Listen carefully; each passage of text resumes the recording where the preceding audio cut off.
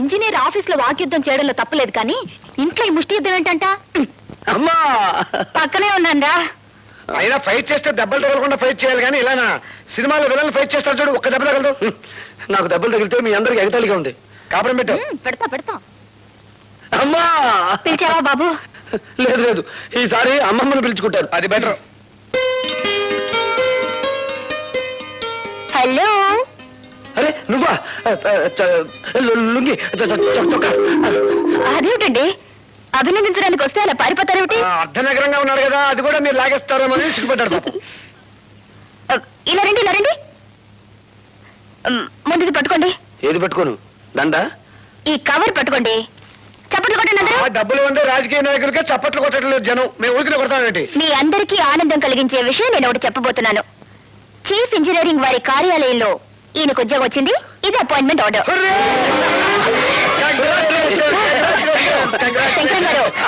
శంకరం గారు చిన్న పనుంది, ఆయన వదిలిపెట్టారా? మీరు కూడా వాటేసుకోవాలి కదా. చిచి అదేం కాదు,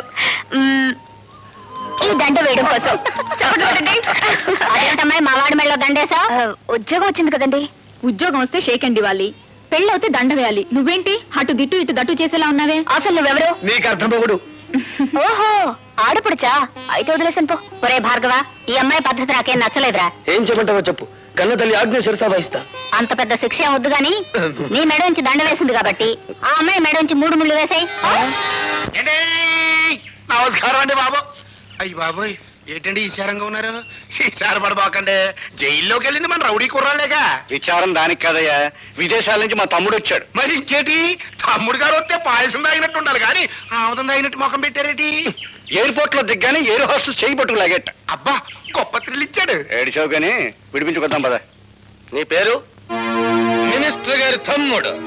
ఐ వాంట్ యువర్ నేమ్. నీ పేరేంటి? చెప్పారు కదా మినిస్టర్ గారి తమ్ముడని. నీకు అసలు పేరు లేదా? ఉంది కానీ ఎవడో పిలవటల్లా. అందరూ మినిస్టర్ గారి తమ్ముడనే పిలుస్తా ఉన్నారు, అందుకనే మనం అదే ఖాయం చేసుకున్నాం. అలాగా? ఎక్కడయ్యా మీ అన్నయ్య మినిస్టర్? ఏడగదిలే ఢిల్లీలో చెప్తా ఉన్నాడు. ఎయిర్ హోస్టెస్ ఎందుకు పట్టుకున్నావు? చెబితే బాగుండదండి. చెప్పు, ఎందుకు పట్టుకున్నావు? మన బ్యాటరీకి ఛార్జ్ ఎక్కువ. నా మనస్సు అనే బ్యాటరీకి ఛార్జ్ ఎక్కువ.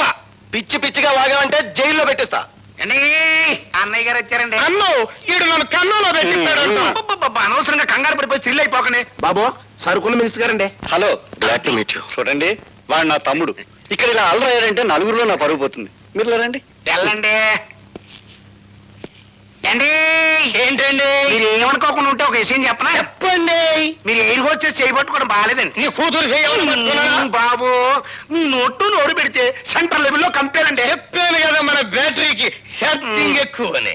దారాపోదాం. వస్తానండి ఎయిర్ హోస్టెస్. పళ్ళు నిలబడతాను. దాని కాళ్ళు పట్టుకుని కేసు లేకుండా చేశాను, సంతోషించు. పదా అది సరిగా చిన్నబాబు, నాకు తెలవక అడుగుతా, మీరు అమెరికా వెళ్ళేటప్పుడు మీ జుట్టు నల్లగా ఉంది కదా, తిరిగి వచ్చేటప్పుడు ఎర్రగా అయిపోయిందేటి? అమెరికాలో నెత్తురు మధ్య తెల్లరేపాటికి రంగు రాగి వర్ణానికి తిరిగిపోయింది. అయ్యి బాబాయ్, ఆ ఎయిడ్స్ రోగం తీసుకురాలేదు కదా? ఎయిడ్స్ అదేందయ్యా, ప్రాణం తీసద్దా? నువ్వు మా ప్రాణం తీయకుండా ఉంటే చాలు. నోరు మూసుకుంటాను. ఏంద్రత చిర్రుబుర్లాడుతూ ఉన్నాడు? ఏం లేదండి, ఒక ఇంజనీర్ ని పైల మీద సంతకం పెట్టమంటే ఆడెట్లా పెట్టకపోతే పిన్నుబాయ. అన్ను ఆ సంతకం అంత అవసరమా? అవునరా, నువ్వు జీపాపు.